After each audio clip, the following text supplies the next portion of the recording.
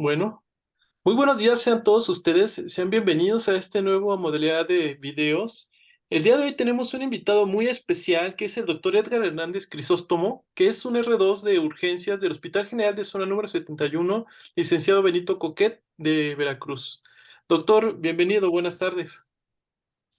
Buenas tardes, doctor. Es un gusto estar aquí con ustedes. El gusto es mío. Bueno, sin más por el momento, el auditorio es tuyo para que puedas compartir el conocimiento. Yo voy a cerrar mi cámara y pues bueno, adelante doctor, sea bienvenido. Muchas gracias.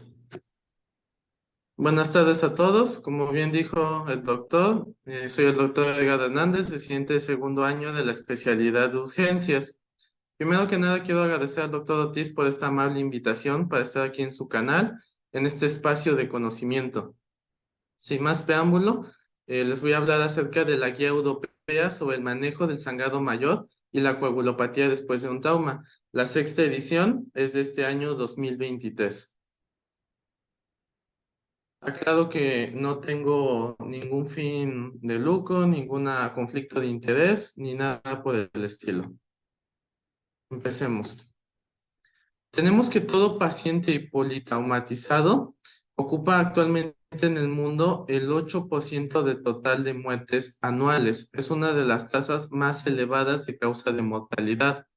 Se ha visto que de este 8%, la gran mayoría son de personas que tienen de 10 a 24 años de edad. ¿Esto por qué? No significa que personas mayores o menores no sufran un trauma. Sin embargo, es en este rango de edad en donde se ha visto hay mayor prevalencia de traumatismos de alta energía. Por ejemplo, accidentes de tránsito, autolesiones, violencia interpersonal. Y precisamente como causa de muerte secundaria a un trauma está el sangrado postraumático y coagulopatía traumática asociada. De hecho, en un tercio de los casos de pacientes politraumatizados van a tener algún grado de coagulopatía traumática. La guía nos da una serie de recomendaciones que es importante tener en cuenta. La primera es un transporte oportuno. Se ha visto que el 34.5% de las complicaciones generadas por un trauma son prevenibles si se lleva de forma oportuna al paciente a un centro de trauma adecuado que cumpla las características que el paciente va a necesitar para su atención. De hecho, se ha visto que los tiempos prehospitalarios prolongados aumentan el riesgo de resultados funcionales deficientes. Si bien es cierto que no hay un estudio que diga que aumenta la mortalidad por una disminución del tiempo de traslado, sí se ha visto que el resultado funcional se ve favorablemente impactado en cuanto más rápido se lleve al paciente a un centro de trauma. Otra medida que nos hace mucho énfasis la guía es la comprensión local de un sangrado por traumatismo. Cuando se trata de un sangrado en extremidades, lo primero es una compresión local con este método que vemos aquí en pantalla, el uso de torniquetes. Ya los hay que podemos programar a cuánto de presión vamos a ejercer el torniquete. Sin embargo, como no siempre está este recurso disponible, debemos utilizar el que tengamos más a la mano. Aún así, todas las guías actuales de trauma nos hacen énfasis en que no debemos usar este recurso por mucho tiempo o se corre el riesgo de una isquemia. La otra medida es la compresión directa, con lo que tengamos incluso nuestras propias manos. También se ha visto que en algunos casos heridas, sobre todo por arma blanca, en zonas especiales como lo que es el cuello, podíamos utilizar instrumental que originalmente no fue creado para una compresión de sangrado. Por ejemplo, en este caso está una sonda Foley, se introduce en una región del cuello y se logra un taponamiento efectivo. Y por supuesto están los cada vez más populares materiales con lo cual hacemos hemostasia. Por ejemplo, aquí en la imagen tenemos gasas que poseen agentes hemostáticos, como cuáles, por ejemplo, tenemos aquellos que se basan en colágeno, aquellos combinados con coagulantes, fibrina, aquellos que están formados por gelatina, célula absorbible o oxidasa, piel y telenglicol, etcétera. Son sustancias que cada vez están más en el mercado y que nosotros vamos a tener disponible sobre todo en los servicios de emergencia médica. Entre las principales recomendaciones que nos hace la guía es el manejo avanzado de la vía aérea sin demora. Si nosotros tenemos un paciente con una obstrucción de vías respiratorias, una alteración de la conciencia, es decir, un Glasgow menor de 8, o que presenta una disminución de la escala de coma de Glasgow entre su primera y su siguiente valoración neurológica mayor de 2 puntos, o que esté con hipoventilación o hipoxemia severa, está indicado el manejo avanzado de la vía aérea sin demora. Y nos hace énfasis en que busquemos una normoventilación en todo paciente traumatizado. ¿Por qué? Porque si nosotros nos vamos hacia una hipo o hiperventilación, estaremos alterando los parámetros como CO2 y O2, los cuales son esenciales para una adecuada flujo sanguíneo cerebral. De igual forma, tenemos que la hiperventilación solo hay un caso en que está indicada y es en presencia de signos de hernia cerebral. Hay que tener en cuenta que la hiperventilación va a generar una tasa excesiva de presión positiva de la presión intratorácica, lo cual generaría que toda la sangre que circula por nuestro organismo al momento de pasar por la caja torácica tenga que vencer una presión mayor de la que está normalmente habituada. Por lo tanto, hay mayor dificultad para una adecuada perfusión, tanto hacia el corazón como del corazón hacia el resto de los órganos. La guía nos marca que hay que mantener una presión arterial de dióxido de carbono de 35 a 40 milímetros de mercurio. Si bien algunos protocolos como de Mantle o GOSCAP nos marca de 35 a 45, la guía lo deja en 40 como máximo. Si nosotros disminuimos de esta cifra, tendremos una hipocapnia con la consiguiente vasoconstricción y va a generar una disminución de flujo sanguíneo cerebral, lo cual la única indicación para esta situación es que haya una herniación cerebral en donde es conveniente disminuir el volumen cerebral para, por lo tanto, lograr una presión intracraniana menor. Sin embargo, si no hay datos de hernia cerebral, no tenemos por qué inducir una hipocapnia. Por el contrario, si nos vamos a una hipercapnia, generaríamos vasodilatación, lo cual nos lleva a una congestión y un edema cerebral. La principal recomendación que nos hace la guía a la hora de ventilar a un paciente es hacerlo con volúmenes tirales bajo, aproximadamente de 6 mililitros por kilogramo de peso. Una cuestión que actualmente está cada vez más en investigación es el uso hospitalario de hemoderivados. Para esto, los estudios a nivel internacional que más aceptación han tenido es el estudio PAMPER, el Hospital Air Medical Plasma y el estudio COMBAT, control de sangrado mayor después de un traumatismo.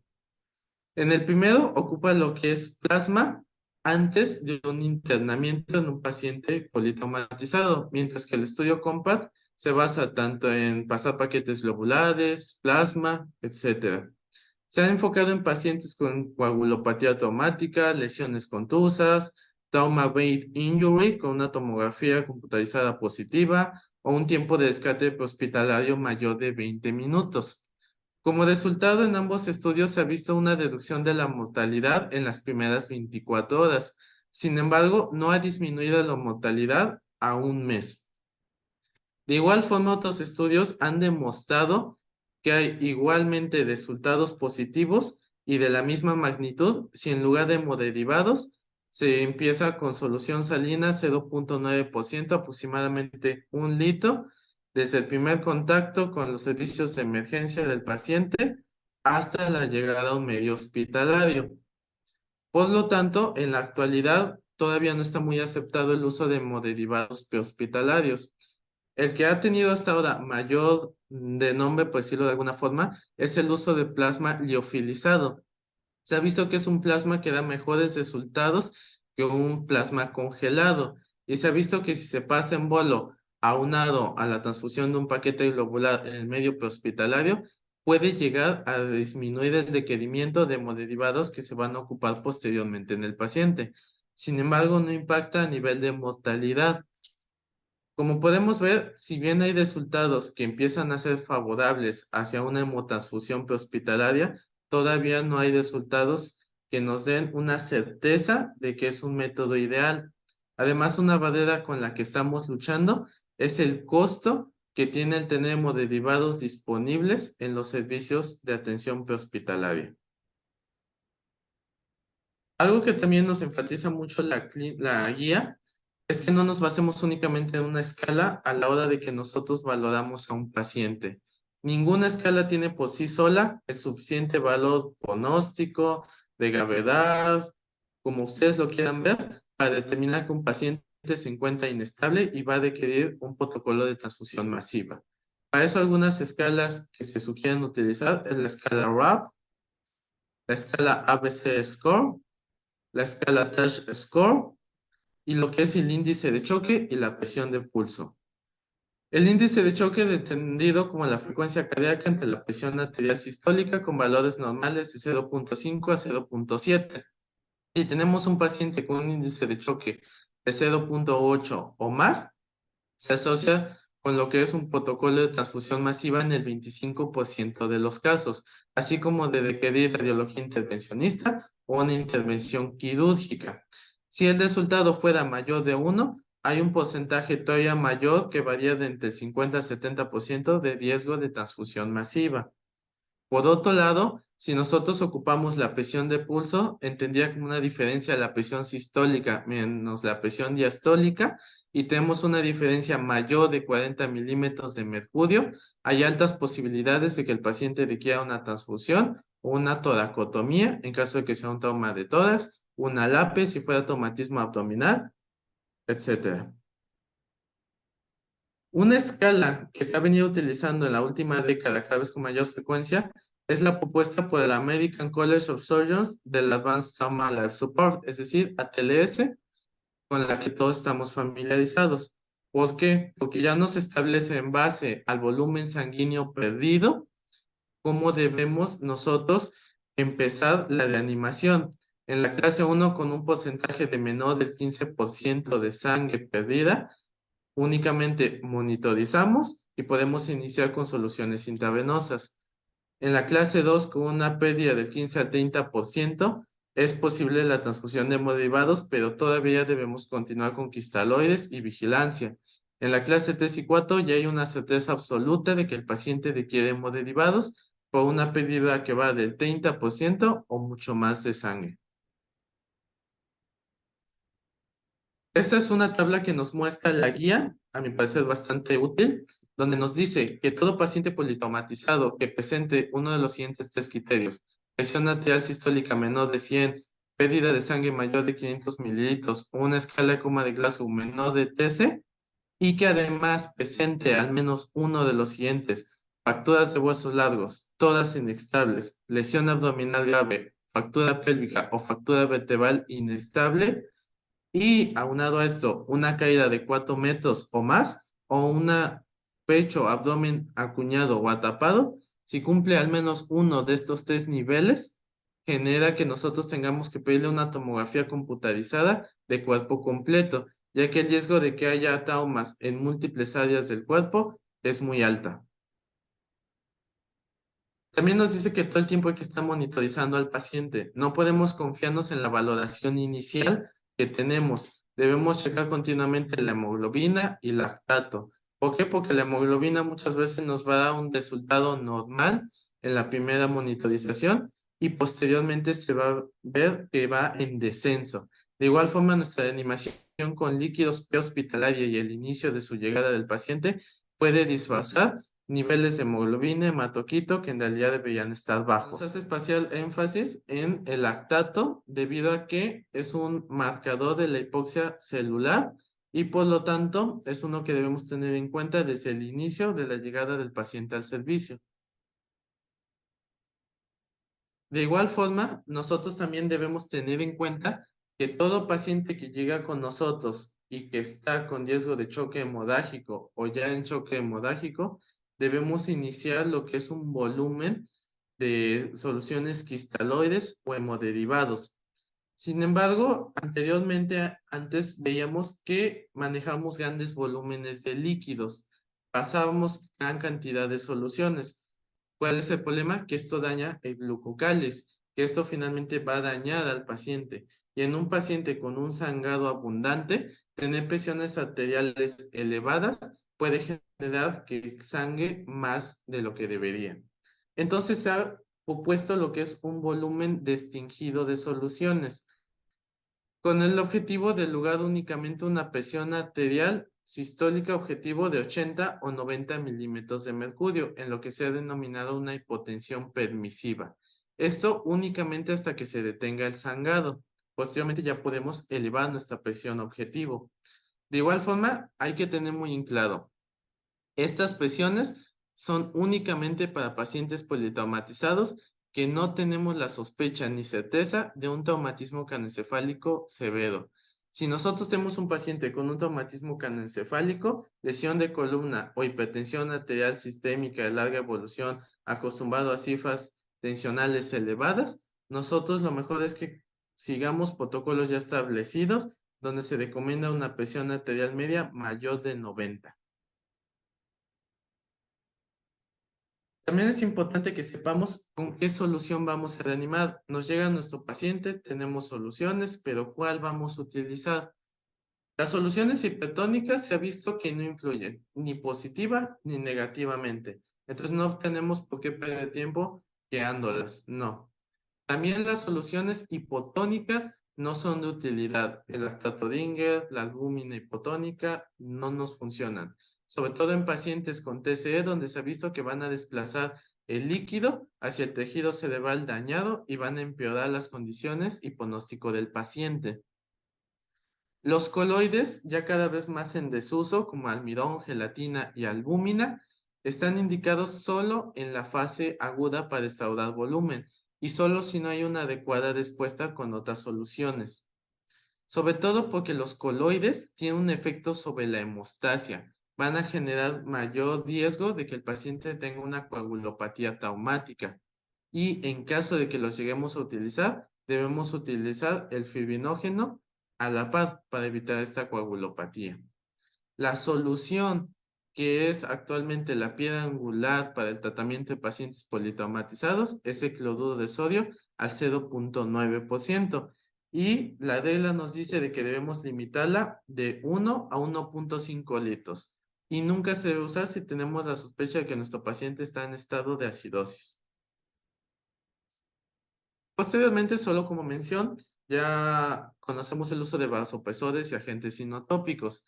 Si tenemos un paciente que responde adecuadamente a volumen, continuamos por esa vía. Si no lo responde, si no logramos una presión arterial sistólica objetivo de 80, debemos iniciar lo que son vasopresores, principalmente noradrenalina y continuar con líquidos. Si a pesar de esto no hay una adecuada respuesta, pasamos al uso de la vasopresina en la dosis ahí citada. Si a pesar de esto no hay una adecuada respuesta y nosotros tenemos un paciente que por la cinemática del trauma, que nosotros vemos alguna lesión en toras, que sospechamos una contusión cardíaca, derrame pericárdico o una lesión cerebral con hipertensión intracraniana, podemos sospechar que hay una afección de la funcionalidad cardíaca. Por lo tanto, nosotros podemos iniciar lo que es dobutamina, pensando que el paciente tiene una disfunción miocárdica. De igual forma, cabe resaltar que el paciente debemos mantenerlo lo más normocárneo, lo más normotérmico que podamos. Todo busquemos estar en un estado de normalidad. Si nuestro paciente llega con tendencia a la hipotermia, hay que aplicar medidas para evitar la pérdida de calor. La meta debe ser de 36 a 37 grados centígrados. ¿Por qué? Porque si nuestro paciente se va hacia la hipotermia, se ha visto que aumenta la mortalidad en un 80% y mayor riesgo de hemotransfusiones. Además de que se ve alterada la función plaquetaria. La guía nos dice que por cada grado centígrado que está menor de 36 grados centígrados, va a haber una función plaquetaria alterada en un 10%. De hecho, en pacientes que tengan una temperatura menor de 35 grados, se asocia con acidosis, hipotensión y mayor riesgo de coagulopatía traumática. Anteriormente se usaba lo que era la tiara letal, sin embargo ha ido evolucionando. Actualmente, por ejemplo, ya tenemos lo que es la hipotermia, coagulopatía, acidosis e hipocalcemia, o incluso lo que es la pentada letal, conformada por hipoxia, acidosis, hipotermia, hiperglucemia y coagulopatía.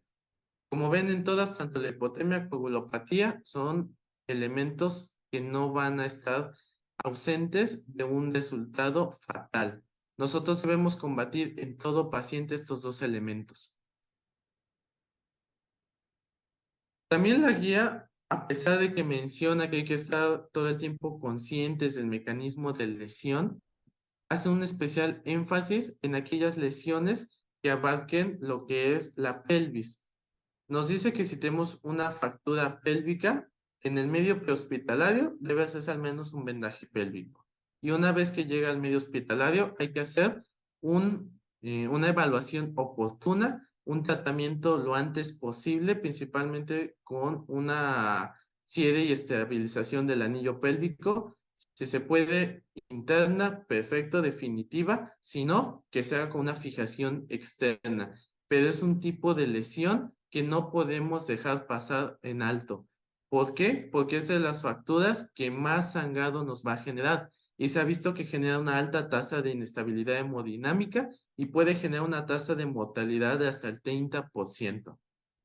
Además, hay que tener en cuenta que si tenemos un paciente con fractura de cadera y es de tipo B o C, en base a la guía AO de fracturas, o bien si tiene una temperatura corporal de menor de 36 grados, un lactato mayor de 3,4, son criterios de riesgo de en que la hemorragia va a ser probablemente fatal en el paciente. Entonces también debemos tomar en cuenta estos factores.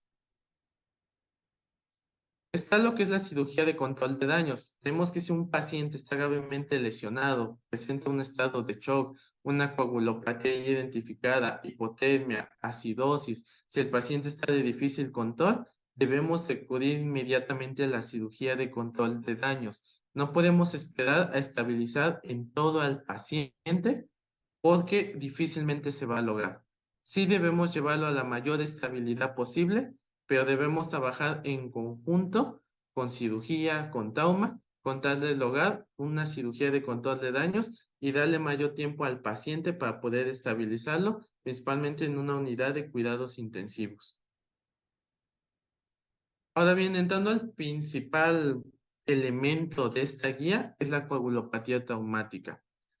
Esta la vamos a definir como aquella coagulopatía en un paciente politraumatizado en donde se va a ver afectado el fibrinógeno, va a estar por debajo de 1,3 gramos por litro, va a haber alteración de los tiempos de coagulación, especialmente nos vamos al tiempo de protrombina, va a ser mayor de 1,2 y si es mayor de 1,5 se considera coagulopatía severa. Vamos a encontrar anemia, vamos a encontrar plaquetopenia por disfunción plaquetaria. Vamos a encontrar que el índice de TP sobre INR va a estar alterado. Si es de 1,2 va a ser coagulopatía moderada. Si es mayor de 1,4 es coagulopatía grave. Algo que siempre vamos a tener que monitorizar en todo paciente con sospecha de coagulopatía, el TP, el fibrinógeno, el índice internacional normalizado, plaquetas, TPINR y si está disponible los métodos viscoelásticos. No podemos basarnos únicamente en uno solo de estos elementos. No, debe ser englobar todo para que podamos realmente reconocer la coagulopatía postraumática. Y reconocerla es esencial, porque paciente politraumatizado severo que pasamos por alto la coagulopatía traumática es un alto riesgo de que el paciente fallezca. Para empezar, vamos a hablar de monitorear la función plaquetaria. Normalmente nos llega un paciente politraumatizado, vemos las lesiones, está sangrando, le tomamos la BH y si vemos plaquetas normales, nos vamos con esa opinión y ya, no pedimos aféresis plaquetaria, no pedimos más. Sin embargo, se ha visto que no porque tenga valores normales de plaquetas al inicio, significa que así es realmente su estado. Le podemos tomar a las 2, a las 3 horas otra biometría y vamos a ver un descenso cada vez mayor de las plaquetas. ¿Por qué? Porque la coagulopatía traumática se caracteriza, entre otras cosas, por una plaqueta bajas. Puede ser también por una hipofunción del receptor plaquetario farmacológica, por ejemplo, pacientes que tomen ácido acetilsalicílico, y es algo que en la anamnesis debemos descartar, pero no porque el paciente esté tomando este medicamento, vamos a dejarlo así y creer que no puede tener una coagulopatía. Nuestra obligación es pedir todo para una transfusión plaquetaria en caso de que se requiera. Nos dice que siempre que sea posible hay que mantener una relación 1-1, es decir, transfundimos un paquete globular, transfundimos plaquetas. ¿Cuándo vamos a transfundir plaquetas? Cuando el paciente tenga menor de 50,000 plaquetas o si el paciente tiene un TCE, es a partir de 100,000 plaquetas. La dosis inicial recomendada es de 4 hasta 8 unidades o bien una féresis plaquetaria. En cuanto a eritrocitos, hemoglobina, nos marca que el objetivo es mantener un nivel de 7 a 9 gramos por decilitro. Hay estudios que lo intentaron de 6.5 a 7, 7 a 8, 9 a 10. No hay mejoría. Con lograr un nivel de 7 a 9 es suficiente para un adecuado transporte de oxígeno. De hecho, estudios que lo han enfocado directamente a pacientes con TCE, se ha visto que a partir de 7 es suficiente. Una nueva modalidad de tratamiento que también se está haciendo popular es el descarte de células en presencia de sangrado severo en una cavidad abdominal, pélvica o torácica. ¿En qué consiste? Tenemos un sangrado dentro de una cavidad, vamos a conectar un sistema de drenaje como si fuera un tipo pleurovac y vamos a través de pasar un filtro de infundir la sangre al paciente. ¿Sale? Una sangre autóloga. ¿Cuál es el problema con esto? Que va a empeorar la coagulación. Sí va a disminuir el número de hemoderivados, pero nos afecta la coagulación traumática del paciente y solo va a lograr pasar el 70% de la sangre que el paciente realmente va a necesitar. Es decir, va a continuar necesitando que al menos 30% de los hemoderivados que se le pasen no sean autólogos. Parte del manejo inicial de todo paciente que llegue sangrando es el ácido tranexámico. Todos los artículos que vean sobre pacientes politraumatizados y en especial esta guía recalcan la importancia del ácido tranexámico, más si se puede aplicar en el medio hospitalario dentro de las 3 horas posteriores a la lesión. Nos enfatiza una dosis de carga de 1 gramo infundida durante 10 minutos, seguida de una infusión IV de 1 gramo durante 8 horas. ¿Qué respalda esta dosis y este medicamento? Los estudios CRASH-2 y CRASH-3. El estudio CRASH-2 nos dice que utilizando esta dosis y este medicamento reduce la mortalidad por traumatismo en un 1.5% y puede reducir hasta 1/3 de las muertes por hemorragia severa en el sitio del accidente. El estudio CRASH-3 nos habla precisamente de pacientes politraumatizados, pero en aquellos que además presenten un TCE. Si nosotros le damos el tratamiento igual en las primeras 3 horas, va a reducir la mortalidad en TCE leve y moderado.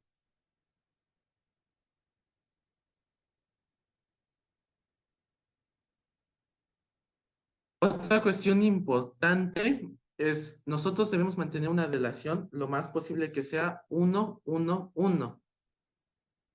¿Por qué? ¿O a qué me refiero con esto? Siempre que vamos a pasar paquetes globulares, hay que también pasar plaquetas y plasma fresco. ¿Por qué? Porque toda hemotransfusión nos va a llevar a un estado de hipofibrinogen. ¿Qué es lo que pasa? Que muchas veces podemos pasar paquetes globulares, pero no tenemos aún el plasma disponible. Si nos da este caso, nosotros podemos pasar 2 gramos de fibrinógeno o bien pasar quioprecipitados. Por ejemplo, si nosotros empezamos nuestra hemotransfusión, le tomamos los estudios y tenemos un fibrinógeno menor de 1.5, está totalmente indicado pasar ya no 2 gramos, sino pasar de 3 a 4 gramos, o bien pasar de 15 a 20 unidades de quioprecipitado. Otra opción de tratamiento es el factor 7 de coagulación activado recombinante. Es poco disponible, la verdad, en las unidades médicas de nuestro país. No es muy recomendado. De hecho, tiene un muy alto riesgo de que si nosotros lo administramos, el paciente presente riesgo de trombosis arterial. Si nosotros lo vamos a administrar, debemos tener cuidado que el pH no sea menor de 7.2 ni las plaquetas menor de 100,000. O de lo contrario, hay alta posibilidad de que fracase y a que al contrario solo aumentemos el riesgo de una trombosis arterial. La única indicación para pasar este medicamento Y si todas las demás medidas, paquetes globulares, plasma, fibrinógeno, todo se han intentado y aún así el paciente continúa en una coagulopatía traumática severa. Si nosotros tenemos un paciente con TC y hemorragia intracraneal, también es sumamente perjudicial que nosotros pasemos este medicamento. Como un resumen de cómo vamos a manejar nuestro paciente es, nos llega un paciente politraumatizado, vemos que tenemos una baja concentración de fibrinógeno, una elevada actividad fibrinolítica, el TP está alterado. Bueno, nosotros debemos pasar lo que es el ácido tranexámico de forma temprana, la dosis ya mencionada. Debemos administrar junto con nuestros hemoderivados lo que es el fibrinógeno, sobre todo si es menor de 1.5, ya que esto nos permite aumentar la firmeza del coágulo y acotar el tiempo de coagulación. Administramos queoprecipitados de 15 a 20. Podemos pasar plasma fresco congelado. Y otra opción es el complejo de potombina. Esto lo utilizamos en pacientes traumatizados únicamente que estén anticoagulados con inhibidores 10A, porque va a aumentar la trombina a niveles no detectables y por lo tanto podría exponer a eventos trombóticos. Por lo tanto, si no está anticoagulado con inhibidores 10A, lo mejor es ni siquiera intentar utilizarlo. Y por último, como les mencioné, el factor 7 de coagulación activado de combinante. ¿Cuál va a ser nuestro objetivo de tratamiento? Lograr un hematocrito por arriba de 24, una hemoglobina por arriba de 7, plaquetas por arriba de 50,000 o bien arriba de 100,000 en TCE y un fibrinógeno de 1.5 a 2. Algo que también quiero hacer en especial importancia en su administración es el calcio. Generalmente nosotros pasamos hemodiderivado, plasmas, fibrinógeno, pero nos olvidamos del calcio. El calcio tiene múltiples funciones. Entre otras está la contractibilidad cardíaca, una función normal de las plaquetas al lograr una adecuada adhesión plaquetaria, es parte de cofactor de la activación de los factores de coagulación 2, 7, 9 y 10, contribuye a la formación y estabilización de los sitios de polimerización de la fibrina, realmente tiene mucha importancia en la coagulación. Y cuando nosotros administramos lo que es hemodiderivado, lo vademos. Porque un paciente choque hemorrágico o que requiera transfusión va a tener una función alterada de la vía hepática. Y es precisamente las mitocondrias del hígado las que van a metabolizar adecuadamente el citrato a bicarbonato. ¿Y qué hace el citrato? La quelación del calcio sérico. Entonces, si nosotros pasamos paquetes globulares que tienen citrato como conservante o anticoagulante, lo único que vamos a hacer es aumentar la quelación del calcio, disminuirlo y llevarlo a niveles muy bajos que nos predisponga a arritmias o a mayor alteración de la coagulación. ¿Cuál es el tratamiento propuesto? 10 mililitros, una solución al 10%, que nos da 270 miligramos de calcio, o bien gluconato de calcio a la dosis aquí establecida. Ya para terminar, tenemos, por ejemplo, lo que son los agentes antitrombóticos. Nos dice que si nosotros tenemos un paciente con anticoagulantes orales dependiente de vitamina K, hay que pasarle plasma fresco o bien de 5 a 10 miligramos de fitomenariona, es decir, vitamina K1. Hay que buscar establecer el INR a través de plasma fresco, pero lamentablemente el plasma fresco generalmente solo lleva tres componentes o tres factores, el 2, 9 y el 10. Por eso se debe buscar de preferencia el plasma fresco de 4 factores o 4 elementos que además incluye el factor número 7 a dosis de 25 a 15 unidades por kilogramo simultáneamente o vitamina K. Y debemos continuamente monitorizar el INR. Se recomienda que al alta darle una dosis de 5 a 10 miligramos de vitamina K para apoyar esta coagulación. No más. Si damos más de 10, hay alto riesgo de una coagulación anormal. En caso de que tengamos anticoagulantes orales directos, como apixaban, edoxaban y vadoxaban, se recomienda medir los niveles de antifactor 10A y si están elevados, utilizar el antídoto Andexanet alfa. Si en caso de que no estuviera disponible, entonces plasma fresco congelado. Si nosotros lo estamos manejando o estuvo manejado con Navigatán, el tratamiento es iraducizumab a 5 gramos IV y monitorizar la potombina 10 minutos después de la primera dosis de este antídoto y posteriormente continuar una monitorización periódica.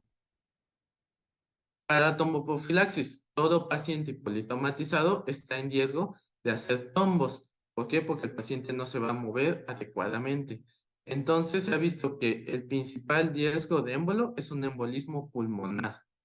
Por lo tanto, se recomienda el inicio temprano de la tromboprofilaxis mecánica y, de ser posible, farmacológica en las primeras 24 horas.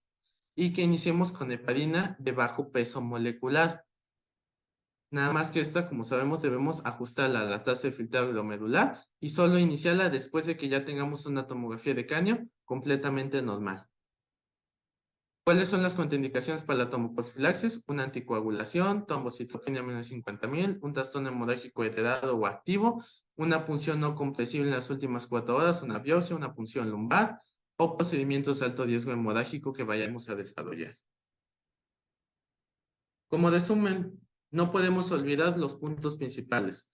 Paciente politomatizado nos llega, hay que controlar el sangrado, un traslado oportuno, hay que vigilar que le pasemos los cristaloides que necesita o de ser necesario hemoderivados, hay que vigilar en todo paciente el ABCDE, haciendo especial énfasis en el manejo de la vía aérea y la circulación, hay que valorarlo integralmente con todas las escalas que tengamos, monitorizar hemoglobina, lactato, tiempos de coagulación, INR, etcétera. Administrar líquidos y vasopresores en base a conforme vaya necesitando el paciente, evitar la hipotermia y lo que es toda la pentada letal, y cuando sospechamos de coagulopatía traumática, vigilar cada elemento de la coagulación y seguir el esquema, los pasos que anteriormente mencioné de cómo vamos hemotransfundiendo. Recuerden siempre en relación 1-1-1. Finalmente, pues les doy las gracias. Quiero terminar con esta sencilla frase de Christopher Reeve. Los sueños parecen al principio imposibles, luego improbables y luego, cuando nos comprometemos, se vuelven inevitables. Muchas gracias. Muchas gracias, doctor. Sin duda, un buen resumen de este tema. Es muy amplio. Hizo una excelente aportación ahorita para todos. Sabemos que es bastante conocimiento, pero bueno, va a estar siendo invitado al canal para las siguientes sesiones. Eso fue todo por el día de hoy. Espero que les haya gustado y bueno, nos vamos a ver próximamente. Doc, no sé si gusta facilitarnos sus redes sociales para que lo puedan contactar. Sí, claro, cualquier cosa me pueden contactar. Aquí está mi correo, aquí está también mi Facebook, o bien a través del canal, cualquier cosa que necesiten, con todo gusto. Bueno, nos vemos pronto, doctor. Un saludo desde México y nos vemos para la